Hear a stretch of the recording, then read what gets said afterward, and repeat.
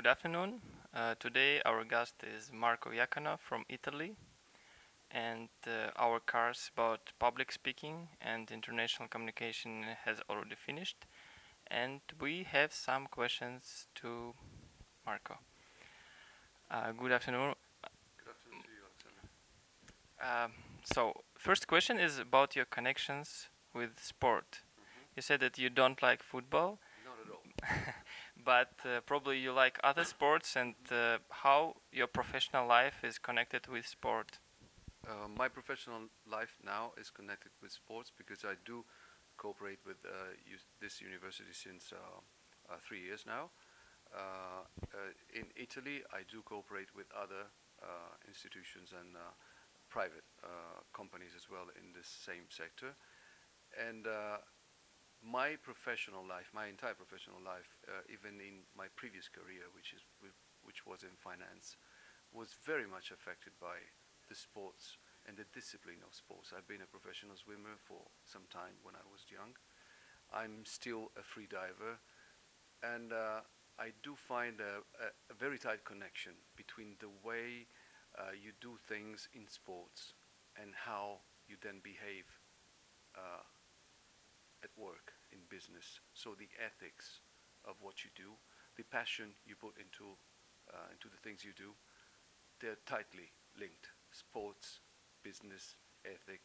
What Monsieur de Coubertin, we have a wonderful statue of Monsieur de Coubertin here at the university. What he used to say about the Olympic spirit. I think this should go into business, and I've experienced this in my career. Okay, you have born in not in Rome, right? In Not Sicily. in Rome, in Sicily. In Sicily, but you live last years in Rome. I've been living for roughly 20 years in Rome, so I know Rome very well.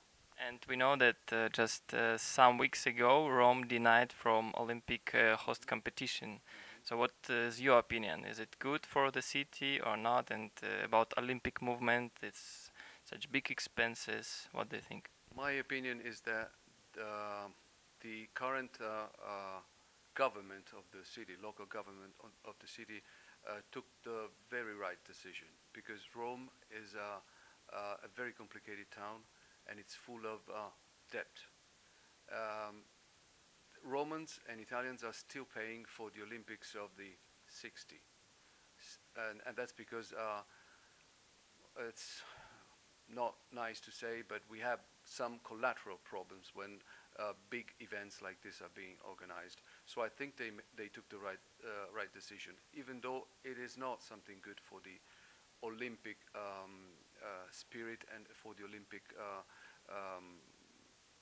let's say, when they when Olympic Games come to a town, they normally, as it happened here in Sochi, things are being renewed. And you become more international and more open to the rest of the world. But if you have to do this when you can do this, when you can afford this, and I believe that they have taken the right decision, because our city, Rome, cannot afford Olympic Games. Okay, it's clear with Olympics, but what do you think about sports economics in Italy? Last week we had lessons from Professor Andreev, and he said us more about sport economics. So, and you said before in our private talk about football, how it's financed, and what are other most popular sports in Italy, how they are financed, and probably you also see some lacks of financial support, where people, for example, they motivated, but they don't have enough money for development. Yeah. As you just mentioned our private conversation, I was telling you why, or at least one of the reasons why I don't pretty much like football, even though I'm Italian, and people tend to think that all Italians love football. As I love sports, and I love many sports like swimming, like rugby, like athletics, I think that there's always been too much focus on that sport in my country. And when I say focus, since you're talking about economics, I'm talking about money. Too much money in that sport, and too few money in other sports. But now, finally, some other sports are becoming more popular in Italy, like rugby. We have, let's say, a famous national team, even though they're not always performing, but this sport is coming out. And other sports are being financed, and sponsors are finally discovering that we don't only have football. Um, the media situation we have in Italy, in our country, and we've been having during the last 25 years, of course, did affect a lot this market in terms of money, because they put a lot of money into football, so buying the rights for the football games. So we have, I don't know, satellite television like Sky, and then we have Mediaset, and the continuous struggle and war between the different counterparts in order to buy the rights of the football games made the prices increase, and this also affected the price of the players, of the coaches and everything. It was too much in one direction and for one sport, so I believe it should be more balanced and go to other sports as well. We have wonderful champions and wonderful stories and experiences in other sports, and as you know, we have Olympic champions in judo and in many other sports, in swimming as well, and but still the focus is too much on one side. But do you see any perspectives how it could be changed? Well, the Olympic Committee is, I know that is pushing a lot in many other directions. And since you named Rome, I've been, I was a swimmer there when I was young.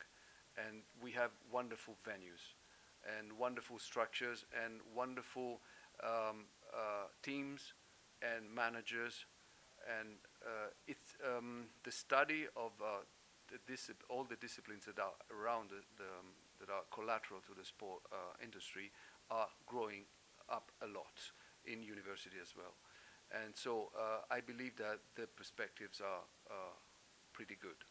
I am an optimistic person, and I tend to see always the positive things that are coming in the future. Okay, and one question about Olympics also. You know that now many cities, not only Rome, but other cities, they also thinking about hosting Olympics, about big money for that, and there are new ideas. One of the ideas that Greece, Olympia, will host every 4-year cycle, like one in 8 year, in 8 years, one Olympics, or other ideas, or to make B cities, like 2 cities organize Olympics, and they decrease the cost for one country. So what do you think, what is the future for Olympics? Because this increasing expenses, they made new problems for ISC, and so somebody said that there is no solution for the future. What do you think?